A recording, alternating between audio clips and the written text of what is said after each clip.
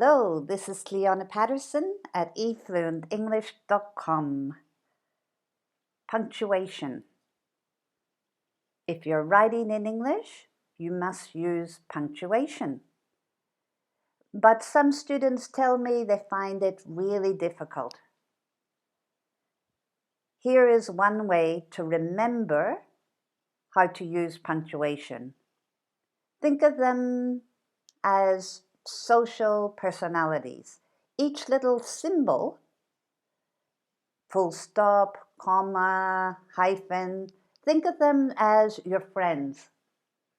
Each friend has a personality, a social personality, how they behave when they're around other people, how they behave when they're in a sentence. Give them a personality. This works. 3 of my students have tried it this week, and they said it was a fun way to think about punctuation.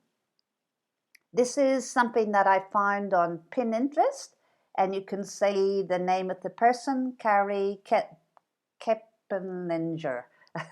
I don't know how to say her name. So my respect to her for creating this. Okay, let's look at the full stop. Think of this as a person who never starts an argument but always finishes it. So a full stop goes at the end of every sentence in English. That's how I know the sentence is finished. So it's like a person who never starts an argument but always finishes it. The comma. Pauses, often while speaking. In a conversation, when I speak to someone, I naturally pause after groups of words. Each time I pause, this gives the listener an opportunity to think about what I said. When I'm writing, you can see the comma, but when I'm speaking, I have to pause. So a comma is pauses often while speaking or writing. Yeah? Remember, when we're speaking, you can't see the punctuation, but it's always there. Think about pausing for 1 second for a comma and maybe 1, 2, 3 for the full stop. This will really help your listener when you're speaking. Let's look at the next symbol, the dash or the hyphen. Think of it as a person. Interrupts others with own thoughts. So imagine this hyphen is in a sentence and it's interrupting. You've started the sentence, you see a hyphen and you think, oh, I'm going to add some information. I'm going to interrupt the flow of the sentence because I need to, I want to. So that's the personality of the hyphen. Interrupts others writing the sentence, with own thoughts. So the hyphen can be useful because even when we're writing, we can use the punctuation to help us interrupt ourselves. Yeah? Next one. Exclamation mark. Makes himself heard no matter what. So the exclamation mark has a strong personality. Makes himself heard no matter what. Question mark. Asks uncomfortable questions. So think about at the end of a sentence, you ask a question. Some of them are uncomfortable, some are not. But often people don't want to answer questions. Yeah, you have to push them.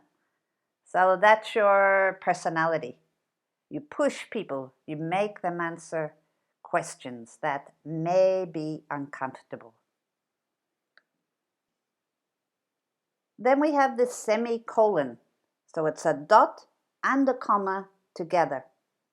You're going to see these in the middle of a sentence. What kind of personality have they?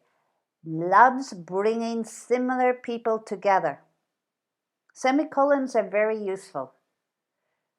In the middle of a sentence, you're dividing two parts of the sentence, two clauses, but it's like you're pulling them together. You could have put a full stop, but you don't want to. You want to show the connection. Yeah? Look for the connection between the two parts. It will be strong. There's two different ideas, but a strong connection. This is a semicolon. Loves bringing similar people together. Imagine the first clause is a person, the second clause is a person, and you want to pull them together, like pulling the curtains together. Next one, you got three little dots. When do we use that? It says, often trails off on a tangent. Often trails off. If you're doing my mini course 2, how to write in formal academic style, you will know how to use these three little dots. Next one. What is this called? It looks like two full stops, but it's not. It's a colon. Don't confuse it with the semicolon. No, this is a colon. Two dots, one above the other. What is it like? Likes to introduce groups of people. I want you to go open a book and find a colon. See what it does in the sentence. Does it like to introduce groups of people? Introduce a list? Yeah? Think about a list. Here's one person, another person, another person. A list of people or a list of things in a sentence. Next, quotation marks. Tells you what everyone else says. Remember, quotation marks are the exact words that someone else said, and you're repeating them, you're telling them in your writing. I have to put 2 at the beginning and 2 at the end. Quotation marks. Tells you what everyone else says. The last punctuation sign, parentheses or brackets. You can hear both names. Pulls you away from the conversation. In a sentence, I can use parentheses. It's kind of, I'm shutting something in, or I'm pulling something away from the conversation that I'm in the middle of the sentence. I'm adding extra information, but it's apart, it's separate. Think about these personalities. Think about punctuation symbols or signs as people. They're people kind of walking around inside your sentence, and maybe this picture or this visualization will help you. Finally, it says, which one are you? Are you like any of these personalities? This is just another way of trying to get a deeper understanding of punctuation marks. You can study all the rules, but if you give them a personality, it might bring them alive. When you're reading, look at the punctuation. Enjoy. Thanks for listening. This is Cleona at efluentenglish.com. Subscribe if you would like more free videos.